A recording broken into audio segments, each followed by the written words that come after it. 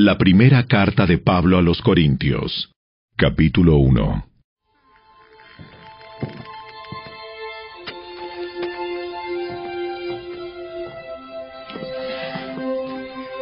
Yo, Pablo, elegido por la voluntad de Dios para ser un apóstol de Cristo Jesús, escribo esta carta junto con nuestro hermano Sóstenes. Va dirigida a la iglesia de Dios en Corinto, a ustedes que han sido llamados por Dios para ser su pueblo santo. Él los hizo santos por medio de Cristo Jesús, tal como lo hizo con todos los que en todas partes invocan el nombre de nuestro Señor Jesucristo, Señor de ellos y de nosotros. Que Dios, nuestro Padre, y el Señor Jesucristo les den gracia y paz. Siempre doy gracias a mi Dios por ustedes y por los dones inmerecidos que les dio ahora que pertenecen a Cristo Jesús.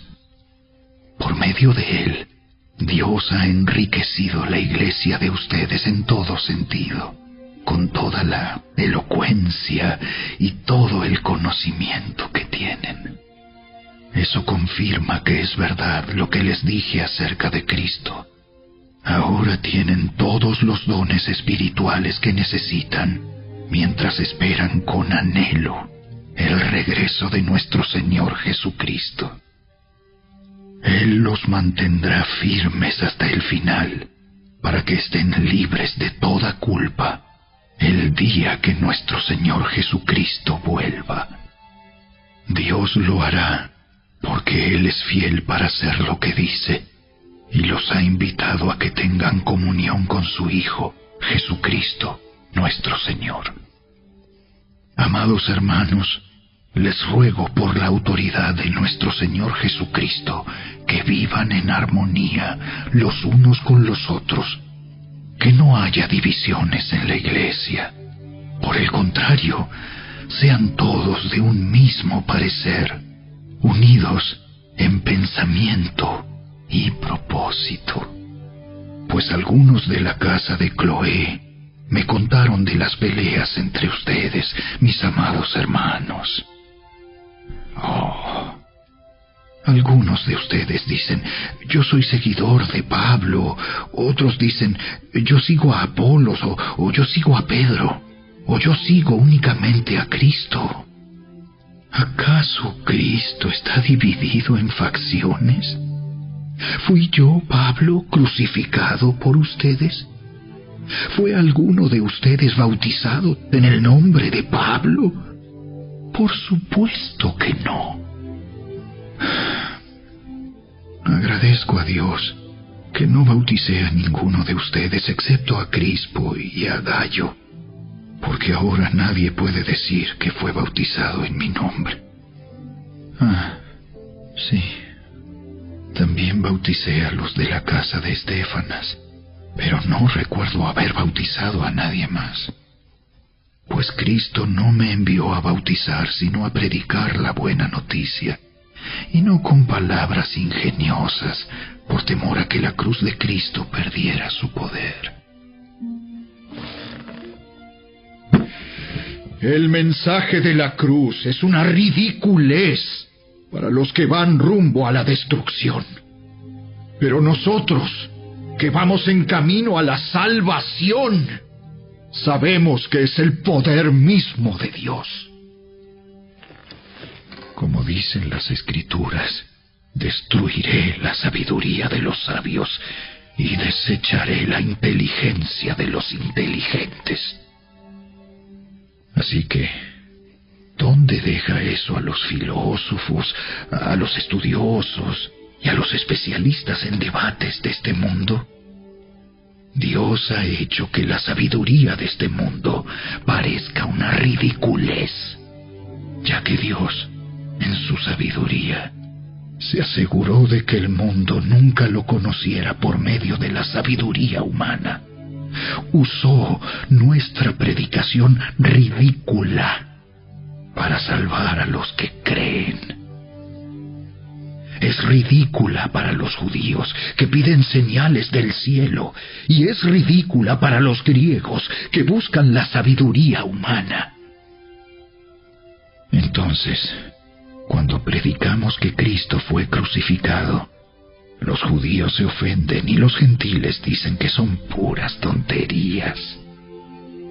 Sin embargo, para los que Dios llamó a la salvación, tanto judíos como gentiles, Cristo es el poder de Dios y la sabiduría de Dios.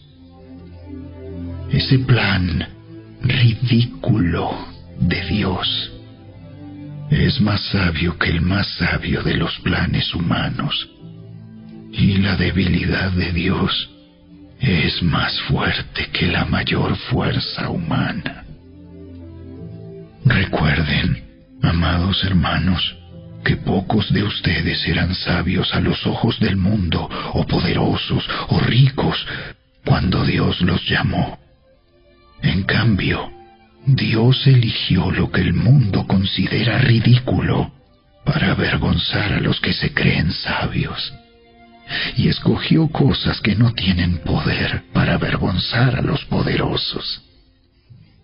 Dios escogió lo despreciado por el mundo, lo que se considera como nada, y lo usó para convertir en nada lo que el mundo considera importante. Como resultado, nadie puede jamás jactarse en presencia de Dios.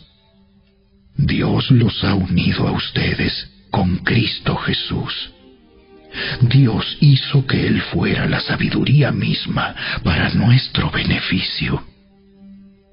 Cristo nos hizo justos ante Dios, nos hizo puros y santos, y nos liberó del pecado.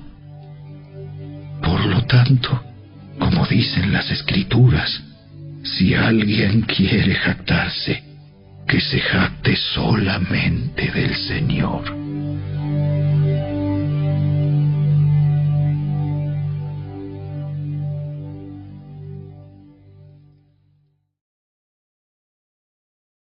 Capítulo 2. Amados hermanos, la primera vez que los visité, no me valí de palabras elevadas ni de una sabiduría impresionante para contarles acerca del plan secreto de Dios, pues decidí que mientras estuviera con ustedes, olvidaría todo excepto a Jesucristo, el que fue crucificado. Me acerqué a ustedes en debilidad, con timidez y temblor, y mi mensaje y mi predicación fueron muy sencillos. En lugar de usar discursos ingeniosos y persuasivos, confié solamente en el poder del Espíritu Santo. Lo hice así para que ustedes no confiaran en la sabiduría humana, sino en el poder de Dios. Sin embargo, cuando estoy con creyentes maduros, sí hablo con palabras de sabiduría, pero no la clase de sabiduría que pertenece a este mundo o a los gobernantes de este mundo, quienes pronto son olvidados. No, la sabiduría de la que hablamos es el misterio de Dios, su plan que antes estaba escondido, aunque Él lo hizo para nuestra gloria final, aún antes que comenzara el mundo. Pero los gobernantes de este mundo no lo entendieron. Si lo hubieran hecho, no habrían crucificado a nuestro glorioso Señor. A eso se refieren las Escrituras cuando dicen: ningún ojo ha visto, ningún oído ha escuchado, ninguna mente ha imaginado lo que Dios tiene preparado para quienes lo aman. Pero fue a nosotros a quienes Dios reveló esas cosas por medio de su Espíritu, pues su Espíritu investiga todo a fondo y nos muestra los secretos profundos de Dios. Nadie puede conocer los pensamientos de una persona excepto el propio Espíritu de esa persona. y nadie puede conocer los pensamientos de Dios excepto el propio Espíritu de Dios. Y nosotros hemos recibido al Espíritu de Dios, no al espíritu del mundo, de manera que podemos conocer las cosas maravillosas que Dios nos ha regalado. Les decimos estas cosas sin emplear palabras que provienen de la sabiduría humana. En cambio, hablamos con palabras que el Espíritu nos da, usando las palabras del Espíritu para explicar las verdades espirituales. Pero los que no son espirituales no pueden recibir esas verdades de parte del Espíritu de Dios. Todo les suena ridículo y no pueden entenderlo, porque solo los que son espirituales pueden entender lo que el Espíritu quiere decir. Los que son espirituales pueden evaluar todas las cosas, pero ellos mismos no pueden ser evaluados por otros, pues ¿quién puede conocer los pensamientos del Señor? ¿Quién sabe lo suficiente para enseñarle a Él? Pero nosotros entendemos estas cosas porque tenemos la mente de Cristo.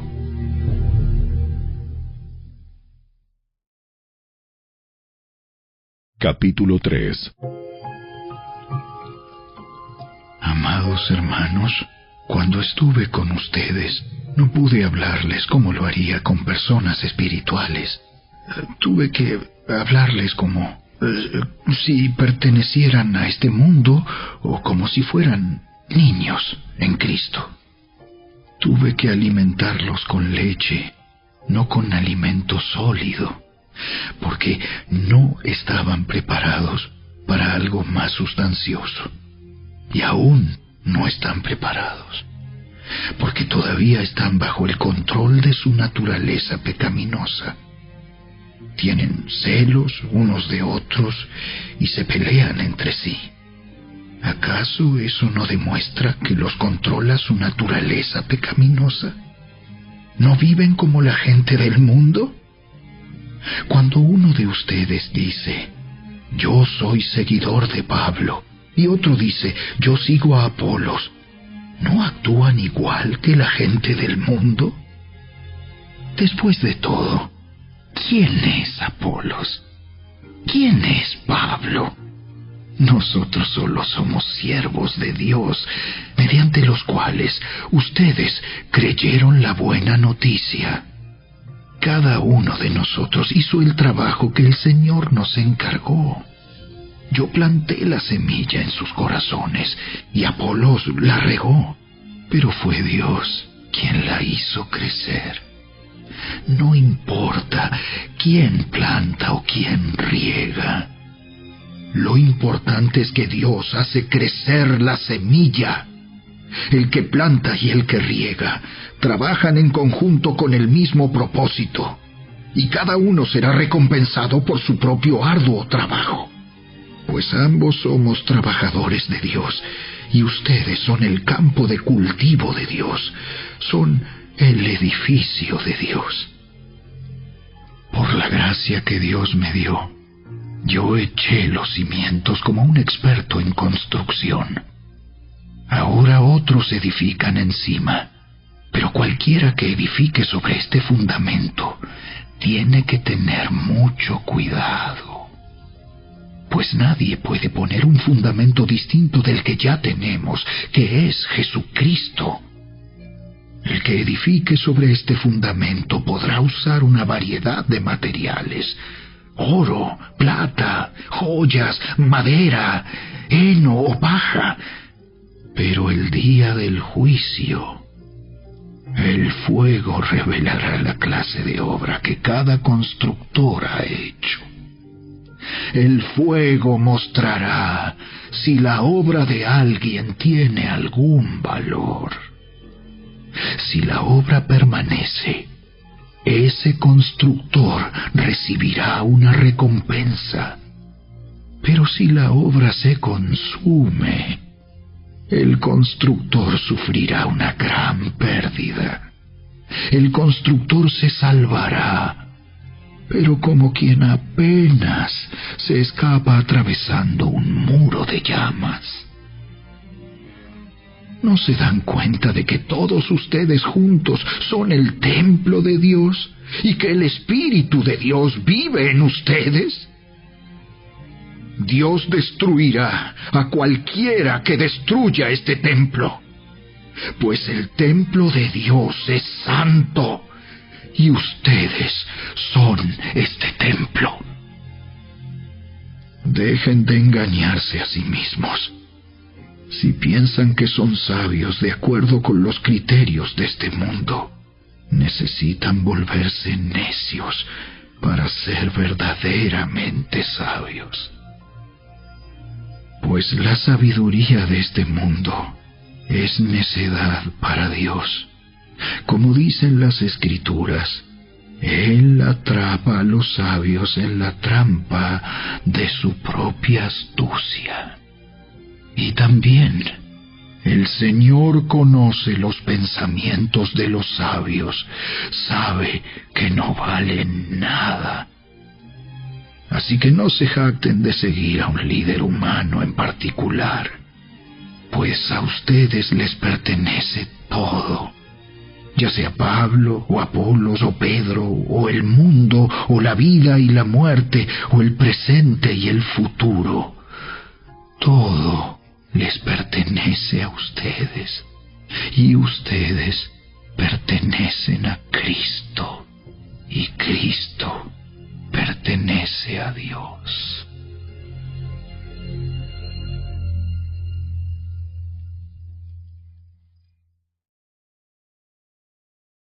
Capítulo 4. Así que a Apolos y a mí, considérennos como simples siervos de Cristo, a quienes se nos encargó la tarea de explicar los misterios de Dios. Ahora bien, alguien que recibe el cargo de administrador debe ser fiel. En cuanto a mí, me importa muy poco cómo me califiquen ustedes o cualquier autoridad humana. Ni siquiera confío en mi propio juicio en este sentido. Tengo la conciencia limpia, pero eso no demuestra que yo tenga razón. Es el Señor mismo quien me evaluará y tomará la decisión. Así que no juzguen a nadie antes de tiempo, es decir, antes de que el Señor vuelva, pues Él sacará a la luz nuestros secretos más oscuros y revelará nuestras intenciones más íntimas.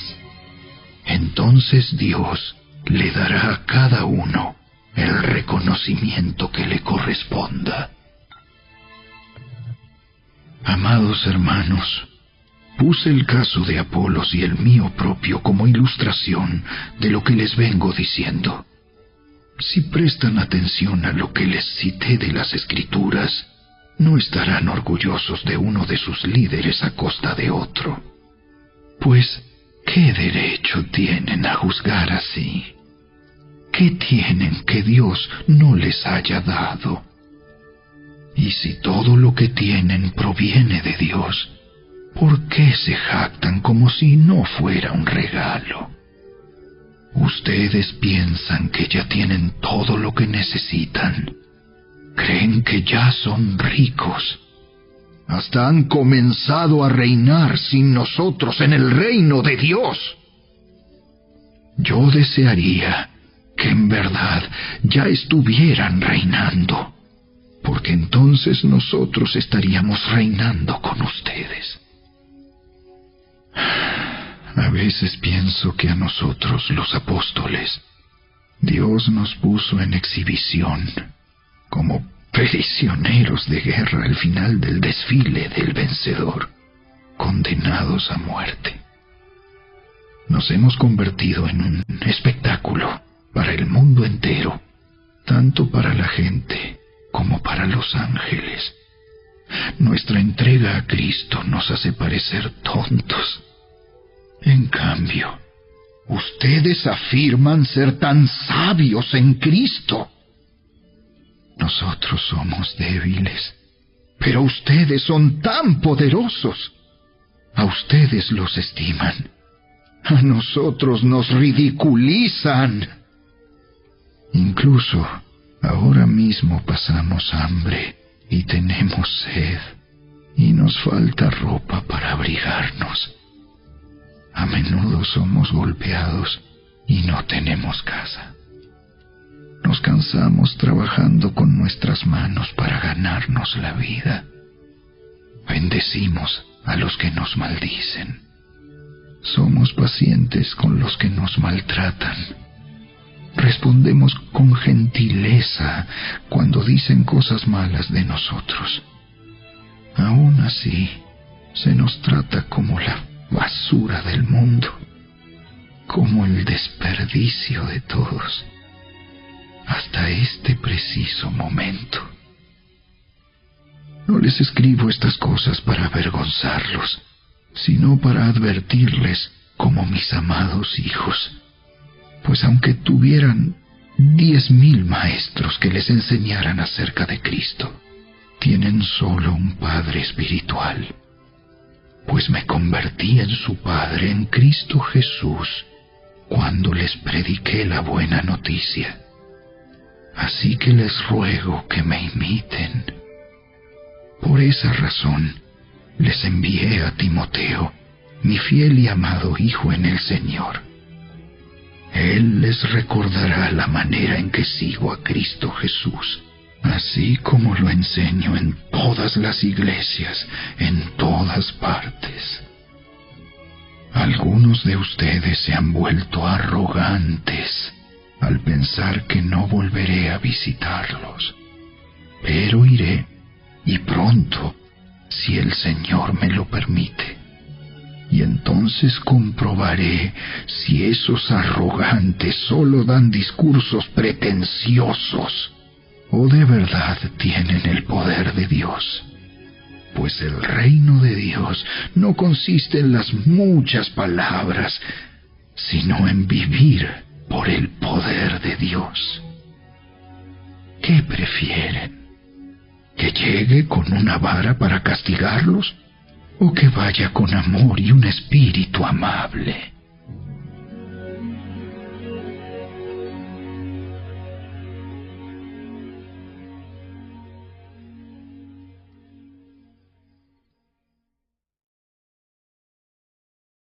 Capítulo 5. Me cuesta creer lo que me informan acerca de la inmoralidad sexual que hay entre ustedes.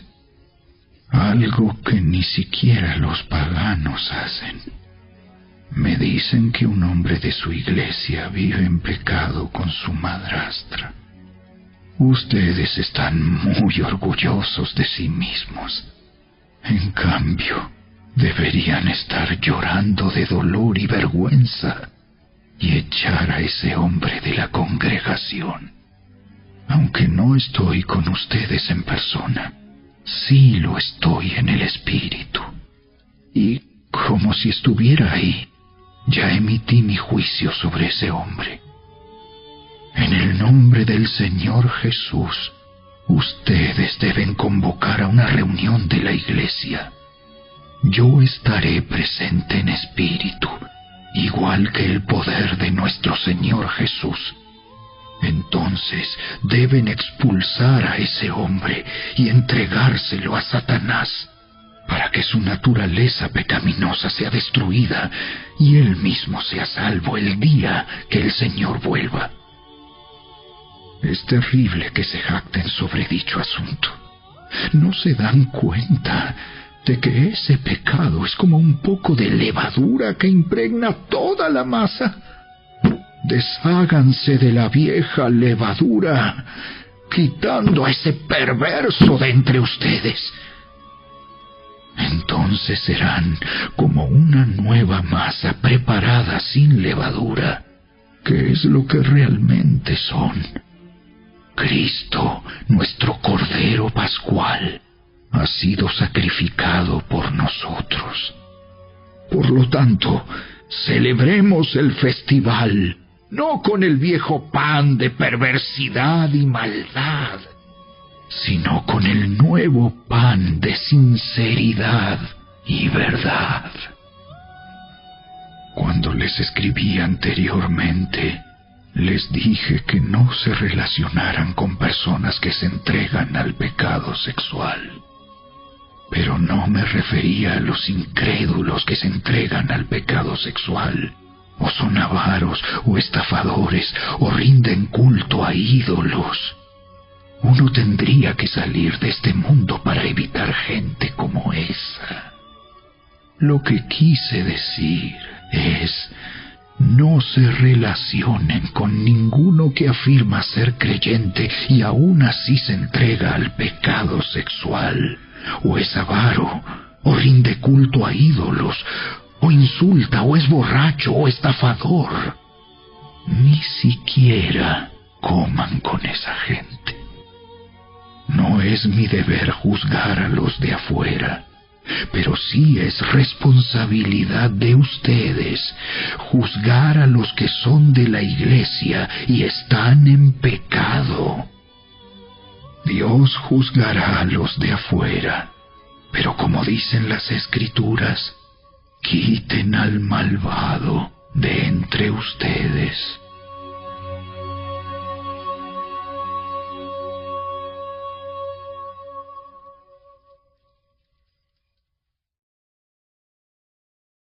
Capítulo 6. Cuando uno de ustedes tiene un conflicto con otro creyente, ¿cómo se atreve a presentar una demanda y a pedirle a un tribunal secular que decida sobre el asunto, en lugar de llevarlo ante otros creyentes? ¿No se dan cuenta de que algún día nosotros los creyentes juzgaremos al mundo? Y dado que ustedes van a juzgar al mundo, ¿no son capaces de resolver esas pequeñas cuestiones entre ustedes? ¿No se dan cuenta de que juzgaremos a los ángeles? Así que deberían ser capaces de resolver los conflictos comunes y corrientes que ocurren en esta vida. Si tienen conflictos legales acerca de tales asuntos, ¿por qué acuden a jueces que son de afuera y no son respetados por la iglesia? Digo esto para que se avergüencen. No hay nadie en toda la iglesia con suficiente sabiduría para decidir sobre esos temas. En cambio, un creyente demanda a otro, justo frente a los incrédulos. El hecho de que tengan semejantes demandas legales unos contra otros es en sí una derrota para ustedes. ¿Por qué mejor no aceptar la injusticia y dejar el asunto como está? ¿Por qué no se dejan estafar? En cambio, son ustedes mismos los que hacen lo malo y estafan aún a sus propios hermanos en Cristo. ¿No se dan cuenta de que los que hacen lo malo no heredarán el reino de Dios? No se engañen a sí mismos. Los que se entregan al pecado sexual, o rinden culto a ídolos, o cometen adulterio, o son prostitutos, o practican la homosexualidad, o son ladrones, o avaros, o borrachos, o insultan o estafan a la gente, ninguno de esos heredará el reino de Dios. Algunos de ustedes antes eran así, pero fueron limpiados, fueron hechos santos, fueron hechos justos ante Dios al invocar el nombre del Señor Jesucristo y por el Espíritu de nuestro Dios.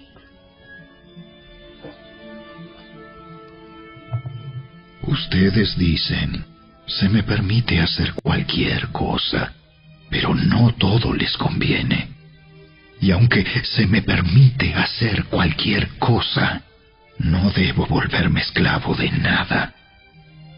Ustedes dicen, la comida se hizo para el estómago y el estómago para la comida. Eso es cierto, aunque un día Dios acabará con ambas cosas. Pero ustedes no pueden decir que nuestro cuerpo fue creado para la inmoralidad sexual. Fue creado para el Señor, y al Señor le importa nuestro cuerpo. Y Dios nos levantará de los muertos con su poder, tal como levantó de los muertos a nuestro Señor. ¿No se dan cuenta de que sus cuerpos en realidad son miembros de Cristo?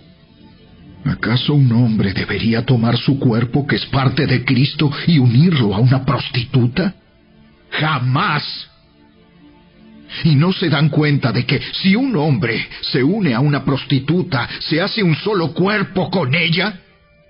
Pues las Escrituras dicen: los dos se convierten en uno solo. Pero la persona que se une al Señor es un solo espíritu con Él. ¡Huyan del pecado sexual!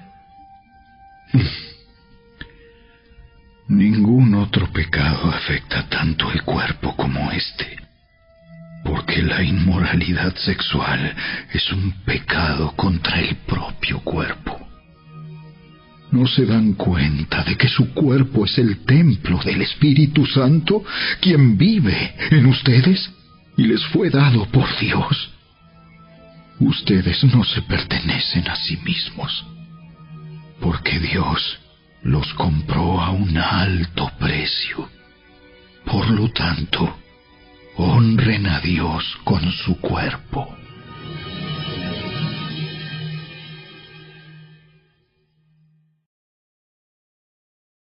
Capítulo 7. Ahora, en cuanto a las preguntas que me hicieron en su carta, es cierto que es bueno abstenerse de tener relaciones sexuales. Sin embargo, dado que hay tanta inmoralidad sexual, cada hombre debería tener su propia esposa y cada mujer su propio marido. El esposo debe satisfacer las necesidades sexuales de su esposa, y la esposa debe satisfacer las necesidades sexuales de su marido. La esposa le da la autoridad sobre su cuerpo a su marido, y el esposo le da la autoridad sobre su cuerpo a su esposa.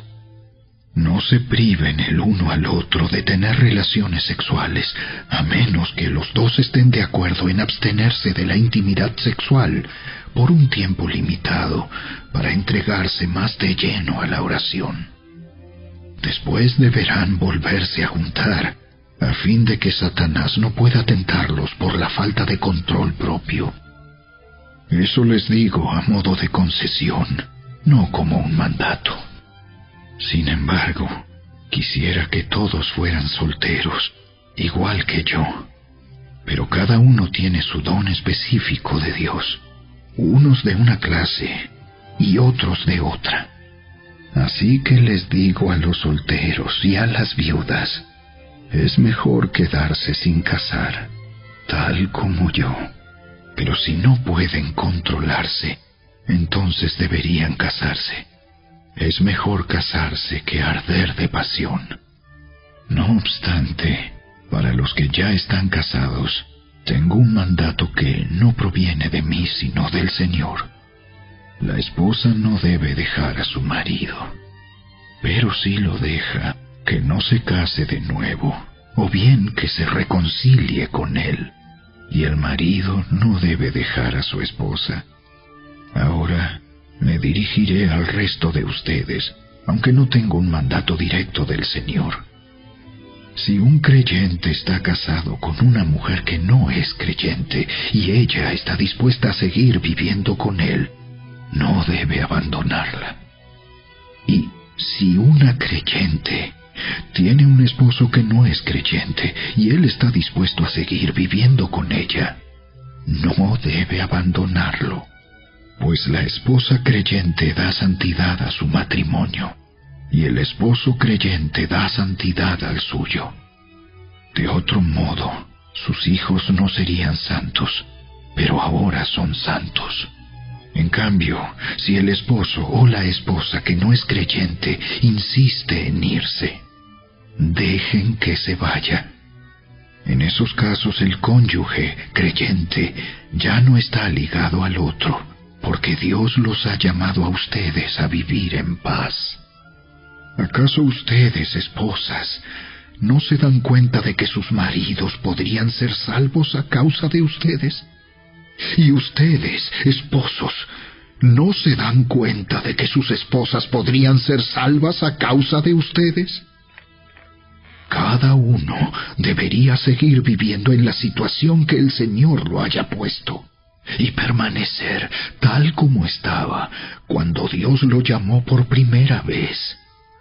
Esa es mi regla para todas las iglesias. Por ejemplo, un hombre que se circuncidó antes de llegar a ser creyente no debería tratar de revertir su condición.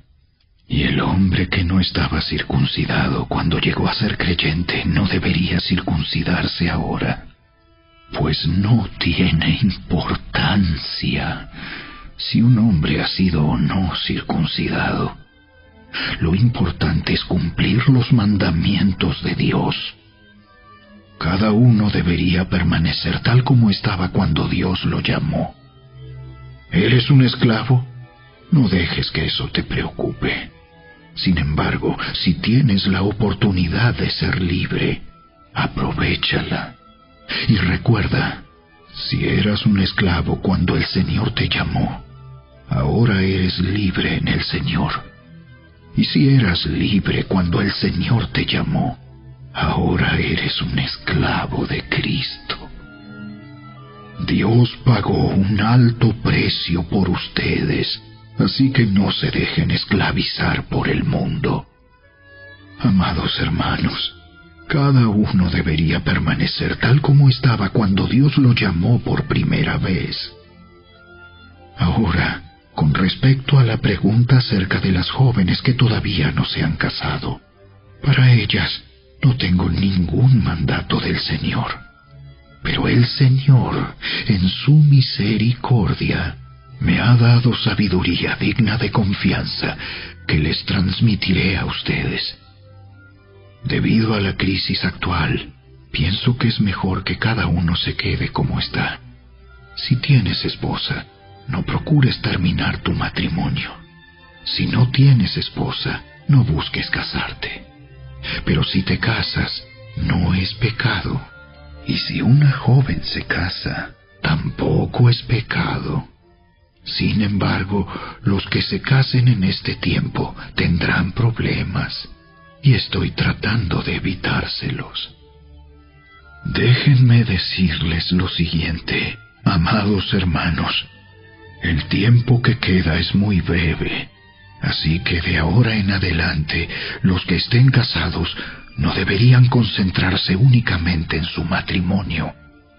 Los que lloran, o los que se alegran, o los que compran cosas, no deberían ser absorbidos por sus lágrimas, ni su alegría, ni sus posesiones. Los que usan las cosas del mundo no deberían apegarse a ellas, pues este mundo, tal como lo conocemos, pronto desaparecerá. Quisiera que estén libres de las preocupaciones de esta vida. Un soltero puede invertir su tiempo en hacer la obra del Señor y en pensar cómo agradarlo a Él. Pero el casado tiene que pensar en sus responsabilidades terrenales y en cómo agradar a su esposa. Sus intereses están divididos. De la misma manera, una mujer que ya no está casada o que nunca se ha casado puede dedicarse al Señor y ser santa en cuerpo y en espíritu. Pero una mujer casada tiene que pensar en sus responsabilidades terrenales y en cómo agradar a su esposo. Les digo esto para su propio beneficio, no para imponerles restricciones. Mi deseo es que hagan todo lo que les ayude a servir mejor al Señor, con la menor cantidad de distracciones posibles. No obstante, si un hombre piensa que está tratando a su prometida en forma impropia y que inevitablemente cederá a sus pasiones, que se case con ella como él desea.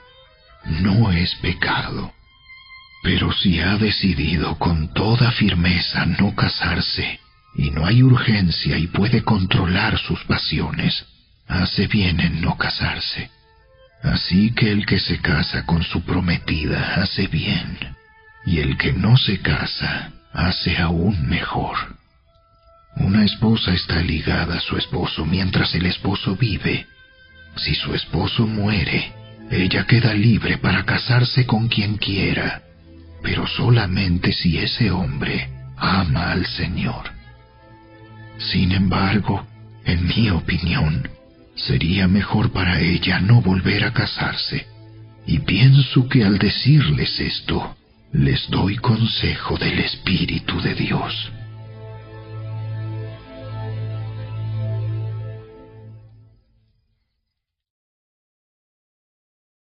Capítulo 8.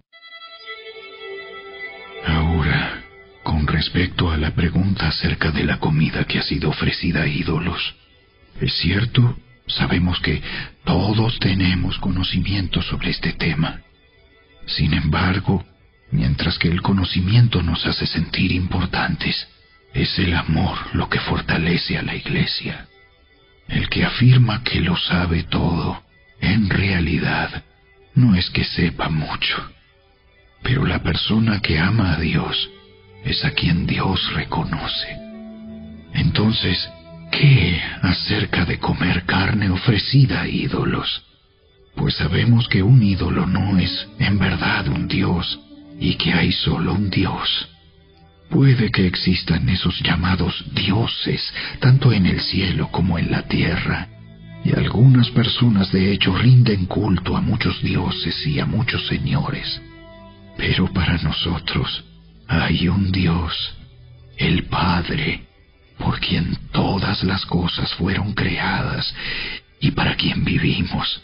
Y hay un Señor, Jesucristo, por medio de quien todas las cosas fueron creadas y por medio de quien vivimos. Sin embargo, no todos los creyentes saben esto. Algunos están acostumbrados a pensar que los ídolos son reales.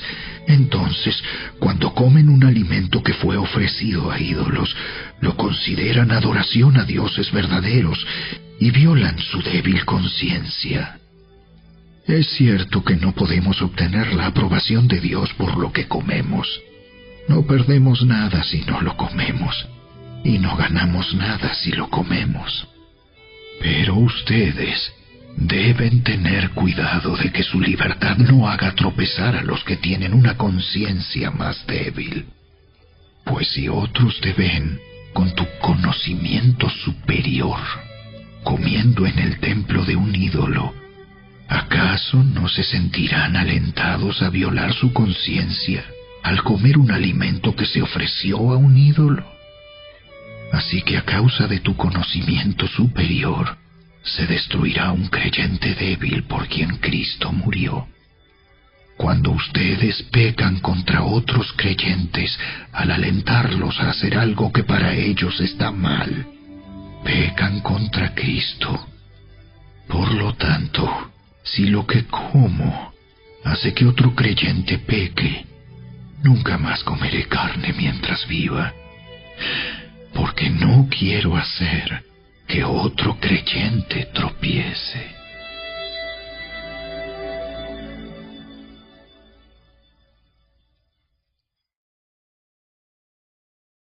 Capítulo 9. ¿Acaso no soy tan libre como cualquier otro? ¿No soy apóstol? ¿No he visto a Jesús nuestro Señor con mis propios ojos? ¿No es gracias a mi trabajo que ustedes pertenecen al Señor? Aunque otros piensen que no soy apóstol, ciertamente para ustedes lo soy. Ustedes mismos son la prueba de que soy apóstol del Señor. Esta es mi respuesta a los que cuestionan mi autoridad. ¿Acaso no tenemos derecho de hospedarnos con ustedes y compartir sus comidas? ¿No tenemos derecho a llevar con nosotros a una esposa creyente como lo hacen los demás apóstoles y los hermanos del Señor y como lo hace Pedro? ¿O Bernabé y yo somos los únicos que tenemos que trabajar para sostenernos? ¿Qué soldado tiene que pagar sus propios gastos? ¿Qué agricultor planta un viñedo y no tiene derecho a comer de su fruto? ¿A qué pastor que cuida de su rebaño de ovejas no se le permite beber un poco de la leche? ¿Expreso meramente una opinión humana? ¿O dice la ley lo mismo?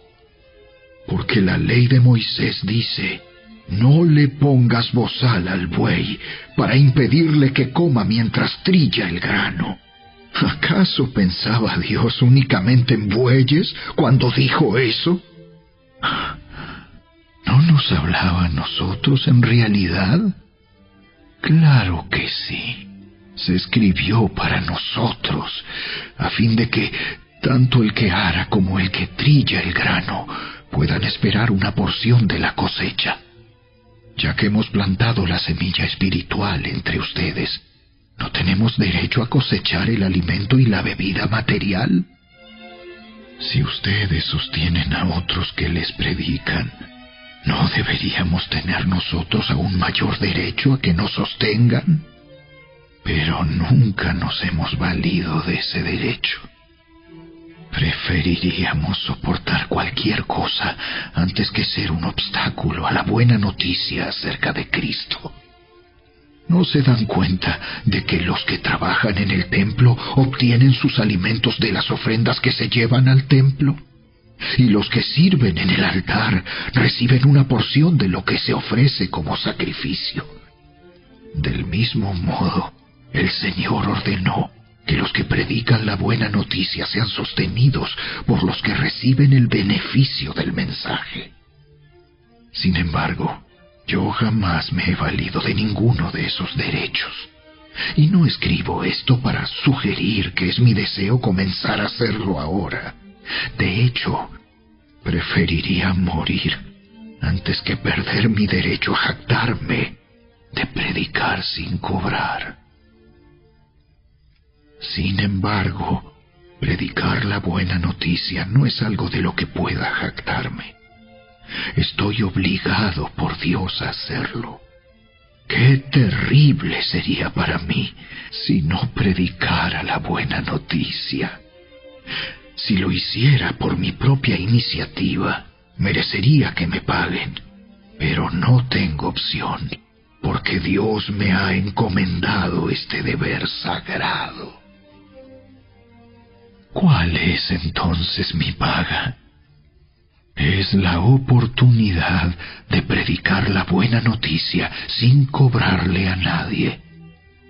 Por esa razón, nunca reclamo mis derechos cuando predico la buena noticia.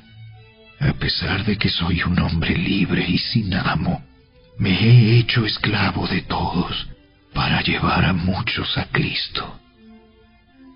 Cuando estaba con los judíos, vivía como un judío para llevar a los judíos a Cristo. Cuando estaba con los que siguen la ley judía, yo también vivía bajo esa ley. A pesar de que no estoy sujeto a la ley, me sujetaba a ella para poder llevar a Cristo a los que están bajo la ley. Cuando estoy con los gentiles, quienes no siguen la ley judía, yo también vivo independiente de esa ley para poder llevarlos a Cristo. Pero no ignoro la ley de Dios. Obedezco la ley de Cristo. Cuando estoy con los que son débiles, me hago débil con ellos, porque deseo llevar a los débiles a Cristo. Sí, con todos trato de encontrar algo que tengamos en común, y hago todo lo posible para salvar a algunos. Hago lo que sea para difundir la buena noticia y participar de sus bendiciones. ¿No se dan cuenta de que en una carrera todos corren, pero solo una persona se lleva el premio? Así que corran para ganar. Todos los atletas se entrenan con disciplina. Lo hacen para ganar un premio que se desvanecerá. Pero nosotros lo hacemos por un premio eterno. Por eso yo corro cada paso con propósito. No solo doy golpes al aire, disciplino mi cuerpo como lo hace un atleta. Lo entreno para que haga lo que debe hacer. De lo contrario, temo que después de predicarles a otros, yo mismo quede descalificado.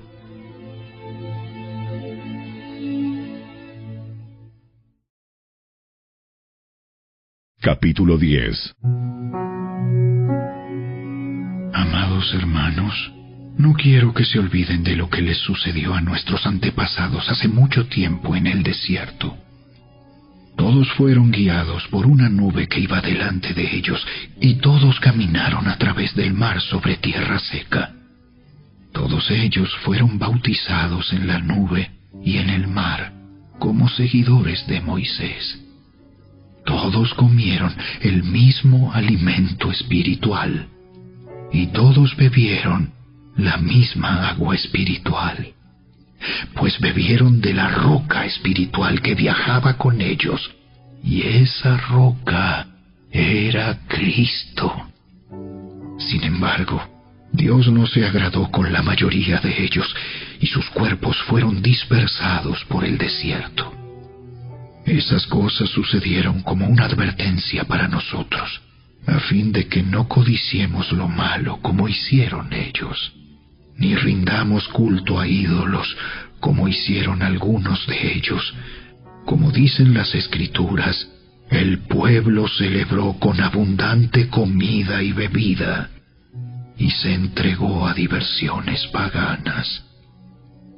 Y no debemos cometer inmoralidad sexual, como hicieron algunos de ellos, lo cual causó la muerte de 23,000 personas en un solo día.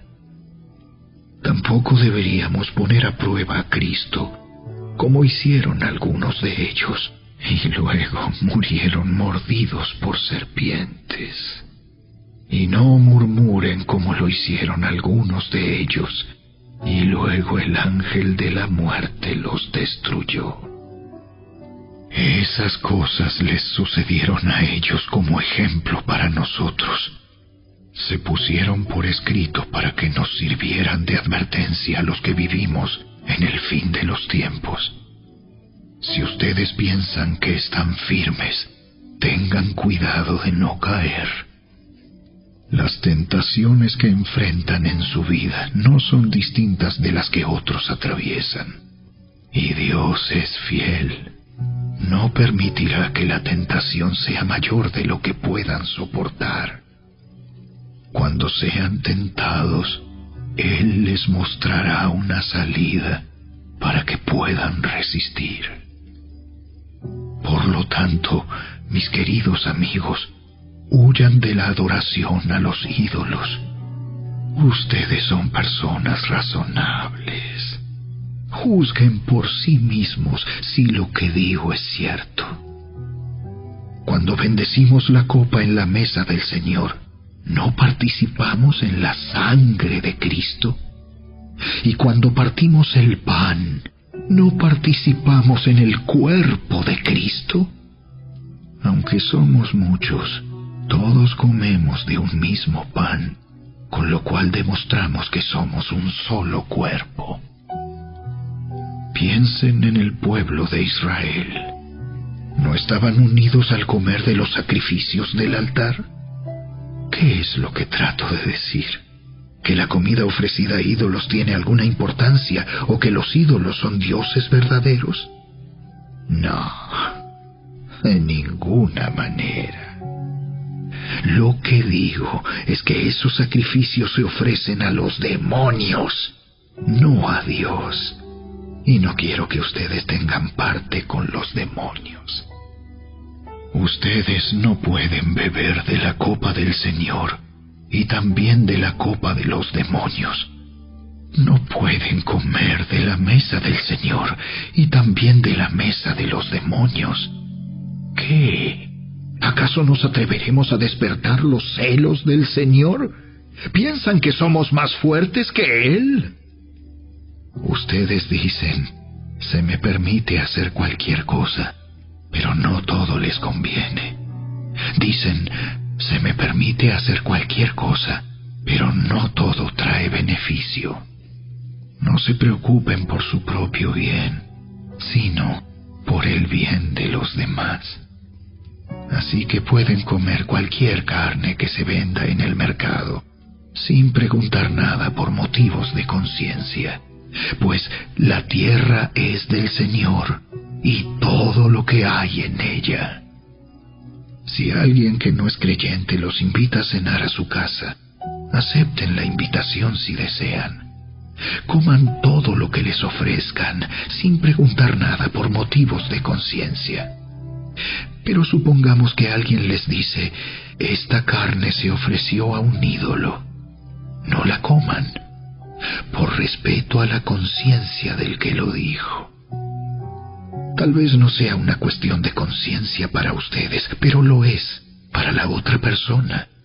Pues ¿por qué tendría que ser restringida mi libertad por lo que piensa otra persona? Si puedo darle gracias a Dios por la comida y disfrutarla, ¿por qué debería ser condenado por comerla? Así que, sea que coman o beban o cualquier otra cosa que hagan, háganlo todo para la gloria de Dios. No ofendan a los judíos, ni a los gentiles, ni a la iglesia de Dios. Yo también trato de complacer a todos en todo lo que hago.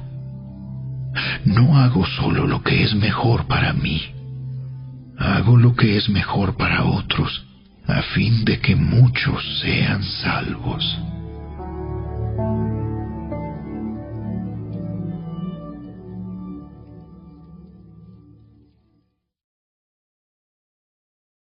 Capítulo 11. Y ustedes deberían imitarme a mí, así como yo imito a Cristo. Cuánto me alegro de que ustedes siempre me tienen en sus pensamientos y de que siguen las enseñanzas que les transmití. Pero hay algo que quiero que sepan. La cabeza de todo hombre es Cristo. La cabeza de la mujer es el hombre, y la cabeza de Cristo es Dios. El hombre deshonra su cabeza si se cubre la cabeza mientras ora o profetiza.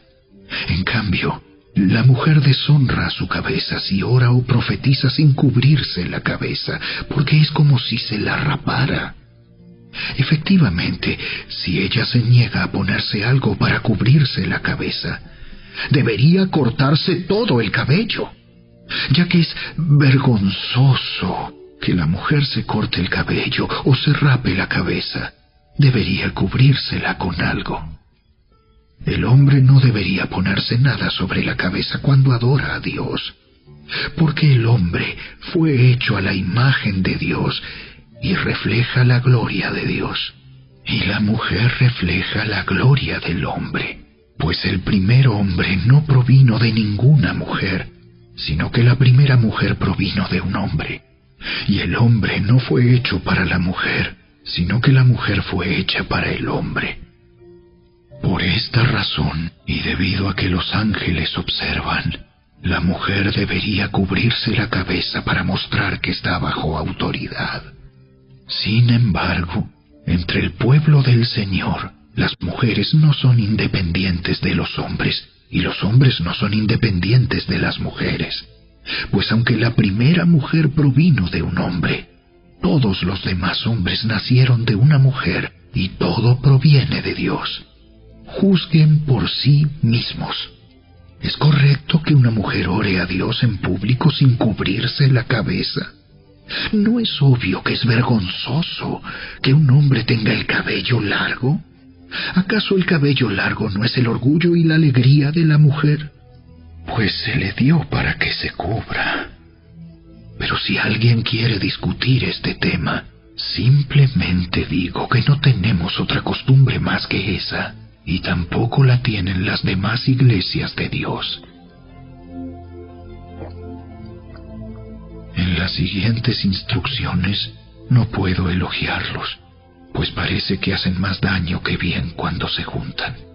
Primero, oigo que hay divisiones entre ustedes cuando se reúnen como iglesia, y hasta cierto punto lo creo. Así que, por supuesto que tiene que haber divisiones entre ustedes, para que los que tienen la aprobación de Dios sean reconocidos. Cuando ustedes se reúnen, la verdad es que no les interesa la cena del Señor, pues algunos se apresuran a comer su propia comida y no la comparten con los demás. Como resultado, algunos se quedan con hambre mientras que otros se emborrachan. ¿Qué? ¿Acaso no tienen sus propias casas para comer y beber? ¿O de veras quieren deshonrar a la iglesia de Dios y avergonzar a los pobres? ¿Qué se supone que debo decir? ¿Quieren que los elogie? Pues bien, de ninguna manera los elogiaré por esto. Pues yo les transmito lo que recibí del Señor mismo. La noche en que fue traicionado, el Señor Jesús tomó pan y dio gracias a Dios por ese pan. Luego lo partió en trozos y dijo: Esto es mi cuerpo, el cual es entregado por ustedes.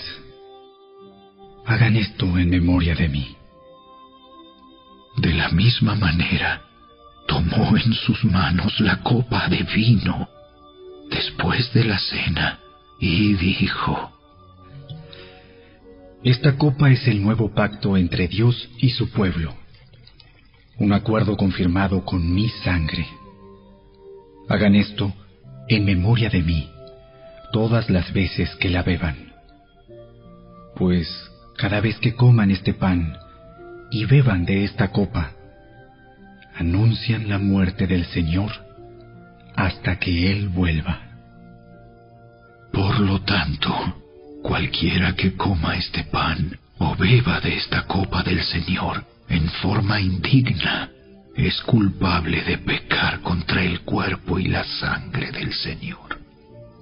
Por esta razón, cada uno debería examinarse a sí mismo antes de comer el pan y beber de la copa. Pues si alguno come el pan y bebe de la copa sin honrar el cuerpo de Cristo, come y bebe el juicio de Dios sobre sí mismo. Esa es la razón por la que muchos de ustedes son débiles y están enfermos, y algunos incluso han muerto. Si nos examináramos a nosotros mismos, Dios no nos juzgaría de esa manera. Sin embargo, cuando el Señor nos juzga, nos está disciplinando para que no seamos condenados junto con el mundo. Así que, mis amados hermanos, cuando se reúnan para la cena del Señor, espérense unos a otros. Si de veras tienen hambre, cada uno coma en su casa, a fin de no traer juicio sobre ustedes mismos cuando se reúnan. Les daré instrucciones sobre los demás asuntos después de mi llegada.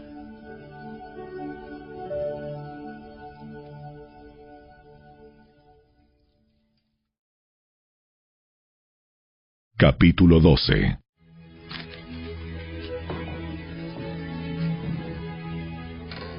Ahora, amados hermanos, con respecto a la pregunta acerca de las capacidades especiales que el Espíritu nos da, no quiero que lo malentiendan.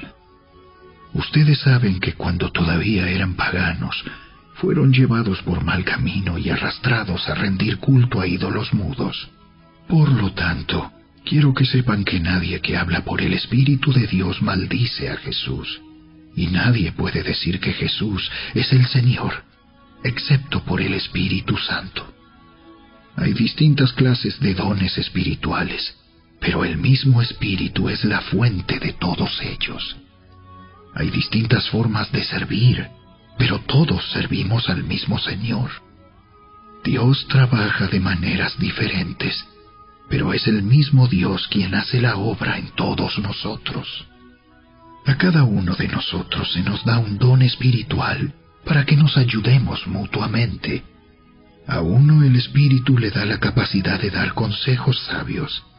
A otro, el mismo Espíritu le da un mensaje de conocimiento especial. A otro, el mismo Espíritu le da gran fe. Y a alguien más, ese único Espíritu, le da el don de sanidad. A uno le da el poder para hacer milagros. Y a otro, la capacidad de profetizar. A alguien más le da la capacidad de discernir si un mensaje es del Espíritu de Dios o de otro espíritu. Todavía a otro se le da la capacidad de hablar en idiomas desconocidos, mientras que a otro se le da la capacidad de interpretar lo que se está diciendo. Es el mismo y único Espíritu quien distribuye todos esos dones. Solamente Él decide qué don cada uno debe tener. El cuerpo humano tiene muchas partes, pero las muchas partes forman un cuerpo entero. Lo mismo sucede con el cuerpo de Cristo. Entre nosotros hay algunos que son judíos y otros que son gentiles, algunos son esclavos y otros son libres, pero todos fuimos bautizados en un solo cuerpo por un mismo Espíritu, y todos compartimos el mismo Espíritu. Así es. El cuerpo consta de muchas partes diferentes, no de una sola parte. Si el pie dijera, no formo parte del cuerpo porque no soy mano, no por eso dejaría de ser parte del cuerpo. Y si la oreja dijera, no formo parte del cuerpo porque no soy ojo, ¿dejaría por eso de ser parte del cuerpo? Si todo el cuerpo fuera ojo, ¿cómo podríamos oír? O si todo el cuerpo fuera oreja, ¿cómo podríamos oler? Pero nuestro cuerpo tiene muchas partes, y Dios ha puesto cada parte justo donde Él quiere.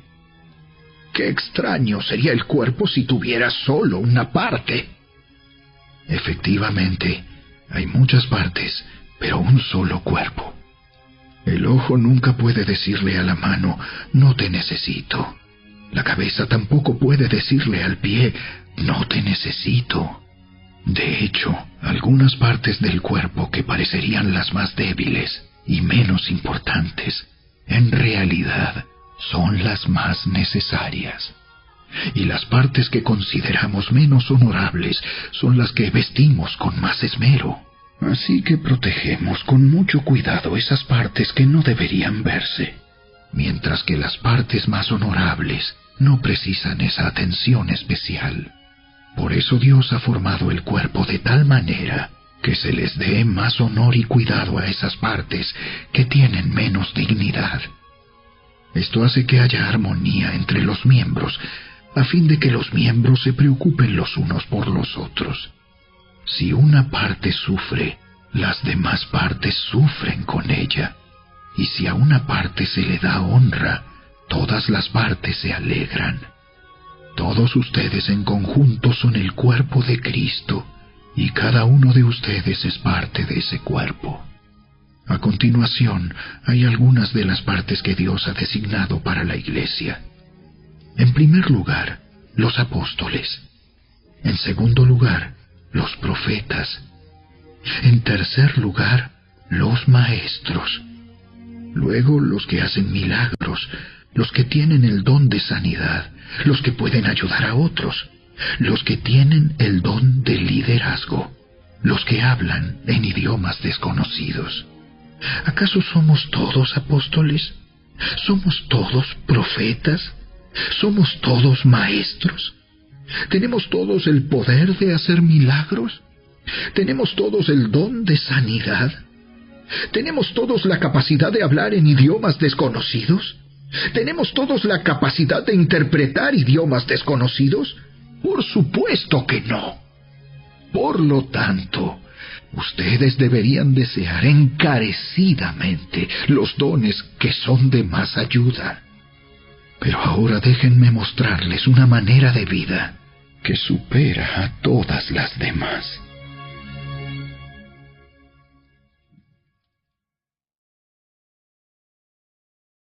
Capítulo 13.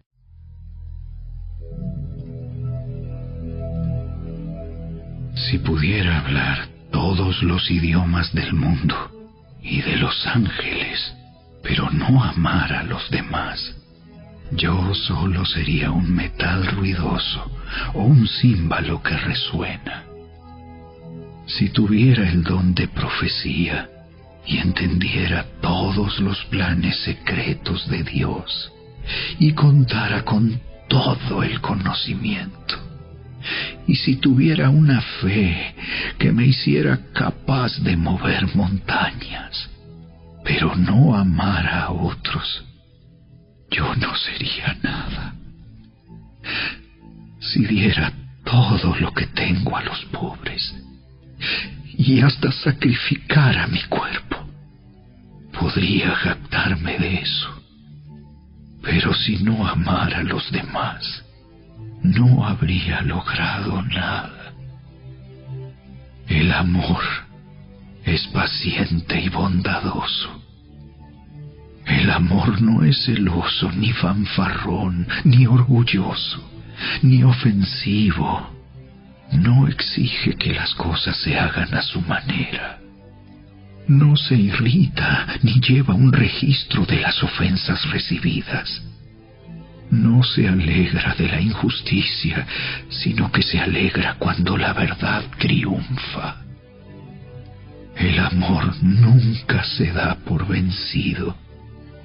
Jamás pierde la fe. Siempre tiene esperanzas y se mantiene firme en toda circunstancia. La profecía, el hablar en idiomas desconocidos y el conocimiento especial se volverán inútiles, pero el amor durará para siempre. Ahora, nuestro conocimiento es parcial e incompleto, y aún el don de profecía revela solo una parte de todo el panorama. Sin embargo, cuando llegue el tiempo de la perfección, esas cosas parciales se volverán inútiles. Cuando yo era niño, hablaba, pensaba y razonaba como un niño. Pero cuando crecí, dejé atrás las cosas de niño. Ahora vemos todo de manera imperfecta, como reflejos desconcertantes. Pero luego veremos todo con perfecta claridad. Todo lo que ahora conozco es parcial e incompleto, pero luego conoceré todo por completo. Tal como Dios ya me conoce a mí completamente. 3 cosas durarán para siempre: la fe, la esperanza y el amor.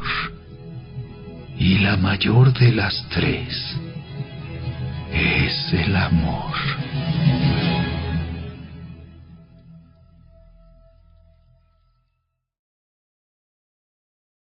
Capítulo 14.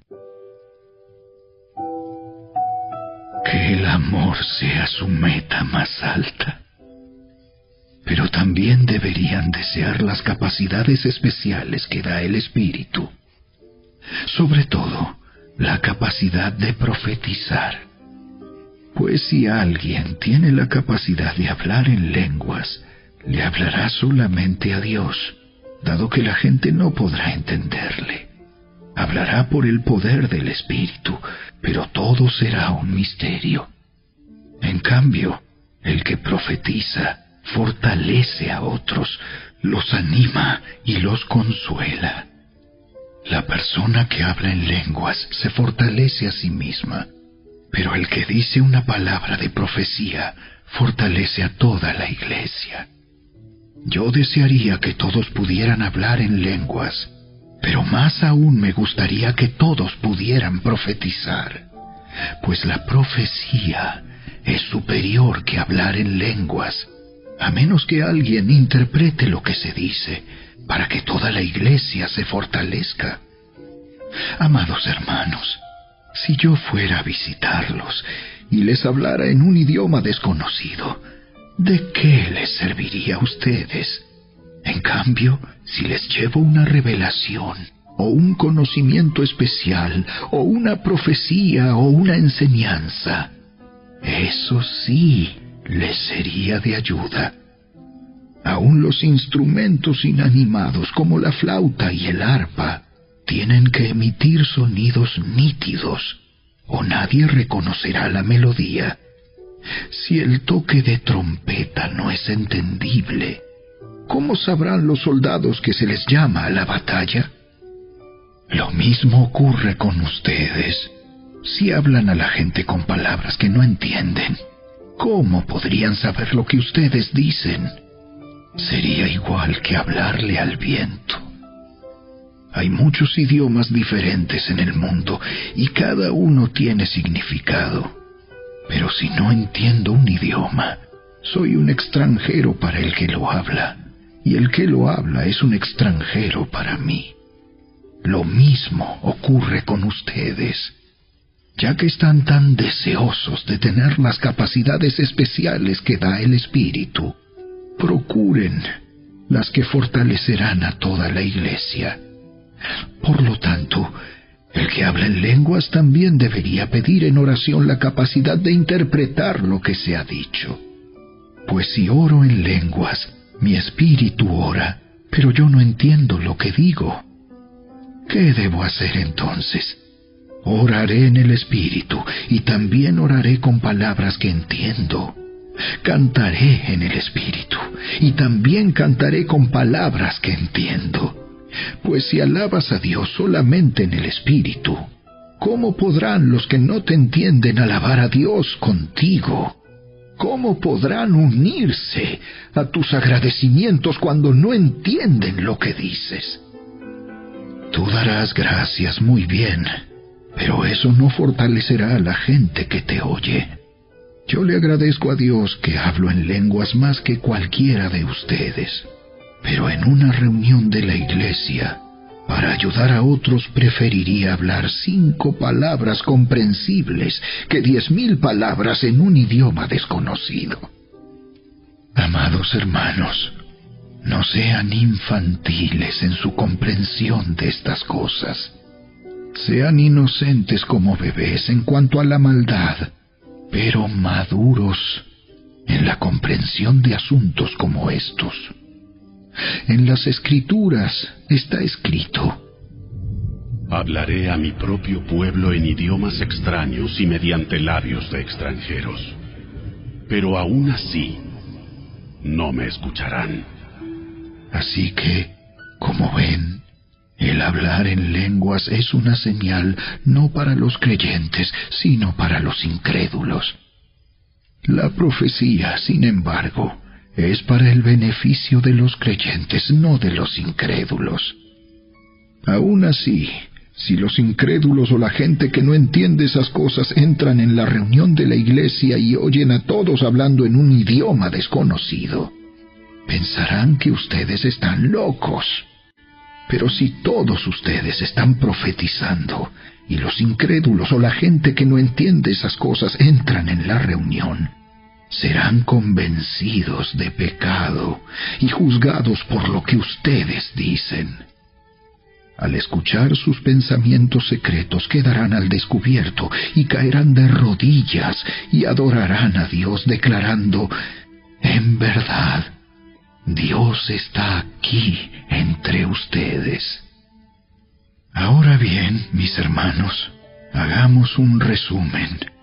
Cuando se reúnan, uno de ustedes cantará, otro enseñará, otro contará alguna revelación especial que Dios le haya dado, otro hablará en lenguas y otro interpretará lo que se dice. Pero cada cosa que se haga debe fortalecer a cada uno de ustedes. No más de 2 o 3 deberían hablar en lenguas. Deben hablar uno a la vez y que alguien interprete lo que ellos digan. Pero si no hay nadie presente que pueda interpretar, ellos deberán guardar silencio en la reunión de la iglesia y hablar en lenguas a Dios en forma privada. Que 2 o 3 personas profeticen y que los demás evalúen lo que se dice. Pero si alguien está profetizando y otra persona recibe una revelación del Señor, el que está hablando debe callarse. De esa manera, todos los que profeticen tendrán su turno para hablar, uno después de otro, para que todos aprendan y sean alentados. Recuerden que la gente que profetiza está en control de su espíritu y puede turnarse con otros, pues Dios no es Dios de desorden, sino de paz. Como en todas las reuniones del pueblo santo de Dios, las mujeres deben guardar silencio durante las reuniones de la iglesia. No es apropiado que hablen. Deben ser sumisas, tal como dice la ley. Si tienen preguntas, que le pregunten a su marido en casa, porque no es apropiado que las mujeres hablen en las reuniones de la iglesia. ¿O acaso piensan, corintios, que la palabra de Dios se originó con ustedes? ¿Son ustedes los únicos a quienes fue entregada? Si alguien afirma ser profeta o piensa que es espiritual, debería reconocer que lo que digo es un mandato del Señor mismo. Pero si no lo reconoce, Él tampoco será reconocido. Por lo tanto, mis amados hermanos, con todo corazón deseen profetizar y no prohíban que se hablen lenguas. Pero asegúrense de que todo se haga de forma apropiada y con orden.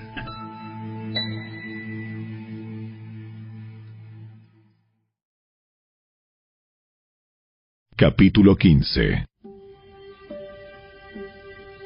Ahora, amados hermanos, permítanme recordarles la buena noticia que ya les prediqué. En ese entonces la recibieron con gusto y todavía permanecen firmes en ella. Esa es la buena noticia que los salva si ustedes siguen creyendo el mensaje que les prediqué, a menos que hayan creído algo que desde un principio nunca fue cierto. Yo les transmití a ustedes lo más importante y lo que se me había transmitido a mí también. Cristo murió por nuestros pecados, tal como dicen las Escrituras. Fue enterrado y al tercer día fue levantado de los muertos, tal como dicen las Escrituras. Lo vio Pedro y luego lo vieron los 12. Más tarde lo vieron más de 500 de sus seguidores a la vez, la mayoría de los cuales todavía viven, aunque algunos ya han muerto. Luego lo vio Santiago, y después lo vieron todos los apóstoles. Por último, como si hubiera nacido en un tiempo que no me correspondía, también lo vi yo, pues soy el más insignificante de todos los apóstoles. De hecho, ni siquiera soy digno de ser llamado apóstol, después de haber perseguido a la iglesia de Dios como lo hice. Sin embargo, lo que ahora soy, todo se debe a que Dios derramó su favor especial sobre mí, y no sin resultados, pues he trabajado mucho más que cualquiera que los otros apóstoles. Pero no fui yo, sino Dios quien obraba a través de mí por su gracia. Así que no importa si predico yo o predican ellos, porque todos predicamos el mismo mensaje que ustedes ya han creído. Pero díganme lo siguiente: dado que nosotros predicamos que Cristo se levantó de los muertos, ¿por qué algunos de ustedes dicen que no habrá resurrección de los muertos? Pues si no hay resurrección de los muertos, entonces Cristo tampoco ha resucitado. Y si Cristo no ha resucitado, entonces toda nuestra predicación es inútil, y la fe de ustedes también es inútil. Y nosotros los apóstoles estaríamos todos mintiendo acerca de Dios, porque hemos dicho que Dios levantó a Cristo de la tumba. Así que eso no puede ser cierto si no hay resurrección de los muertos. Y si no hay resurrección de los muertos, entonces Cristo no ha resucitado.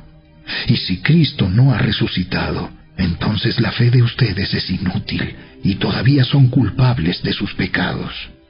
En ese caso, todos los que murieron creyendo en Cristo están perdidos. Y si nuestra esperanza en Cristo es solo para esta vida, somos los más dignos de lástima de todo el mundo. Lo cierto es que Cristo sí resucitó de los muertos. Él es el primer fruto de una gran cosecha, el primero de todos los que murieron.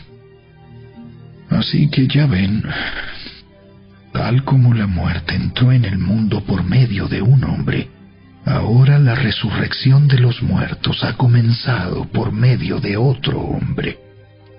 Así como todos mueren porque todos pertenecemos a Adán, todos los que pertenecen a Cristo recibirán vida nueva. Pero esta resurrección tiene un orden. Cristo fue resucitado como el primero de la cosecha. Luego todos los que pertenecen a Cristo serán resucitados cuando Él regrese. Después de eso, vendrá el fin, cuando Él le entregará el reino a Dios el Padre, luego de destruir a todo gobernante y poder y toda autoridad. Pues Cristo tiene que reinar hasta que humille a todos sus enemigos debajo de sus pies. Y el último enemigo que será destruido es la muerte. Pues las Escrituras dicen: Dios ha puesto todas las cosas bajo su autoridad.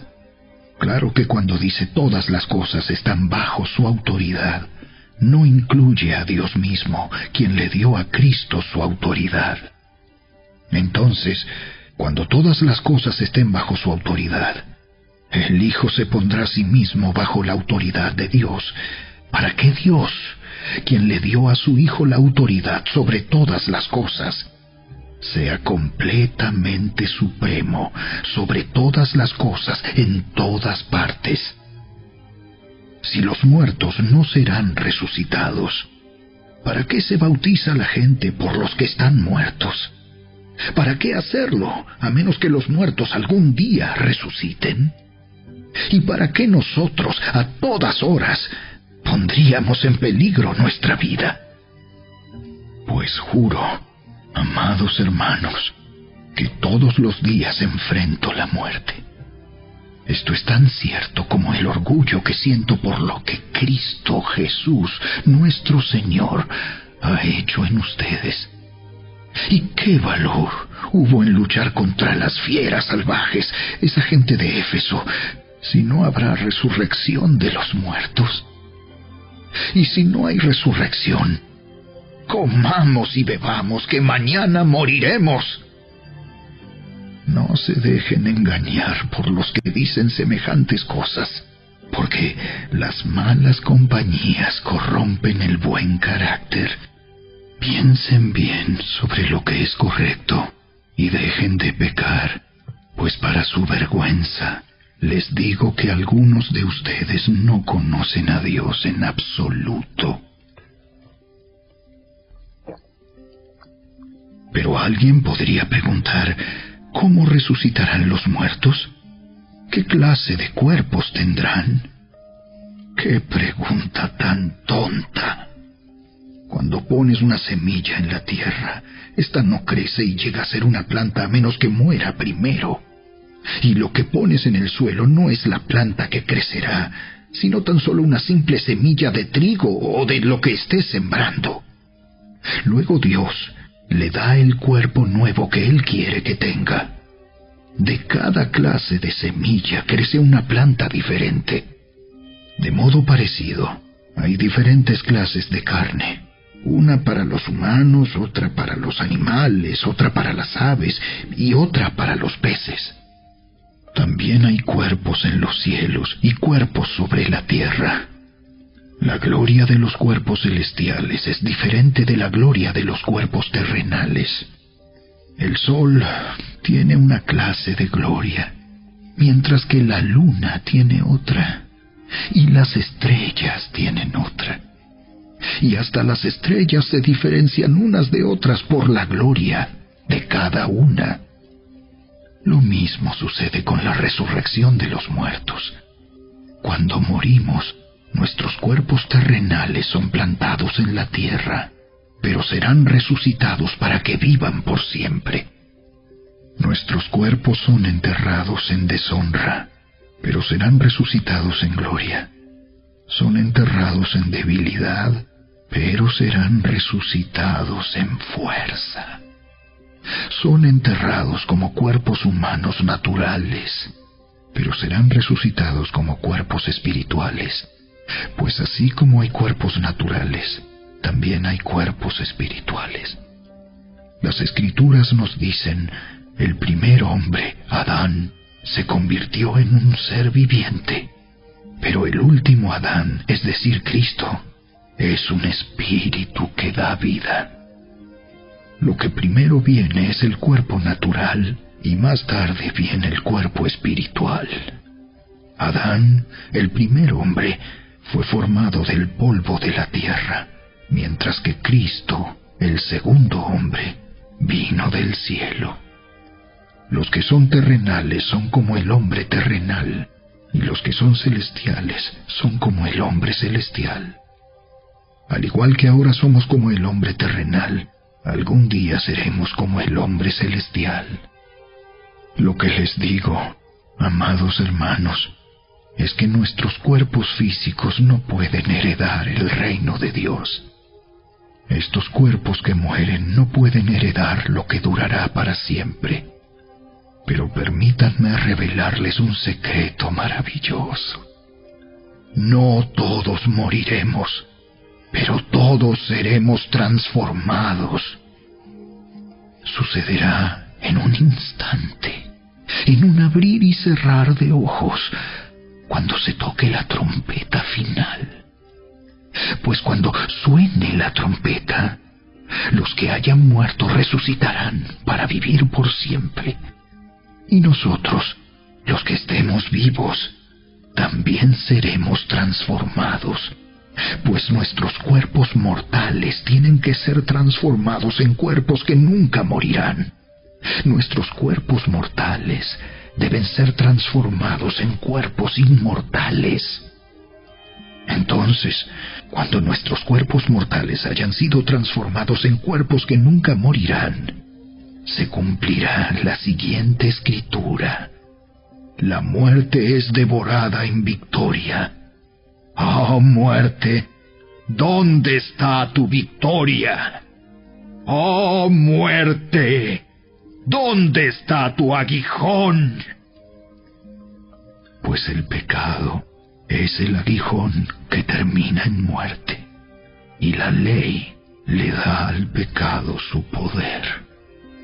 Pero gracias a Dios, Él nos da la victoria sobre el pecado y la muerte por medio de nuestro Señor Jesucristo.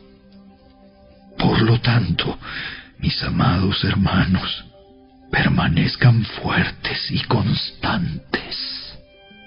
Trabajen siempre para el Señor con entusiasmo, porque ustedes saben que nada de lo que hacen para el Señor es inútil.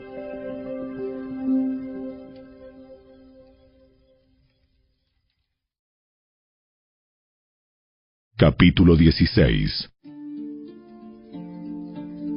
Ahora bien, consideremos la pregunta acerca del dinero que se está juntando para el pueblo de Dios en Jerusalén.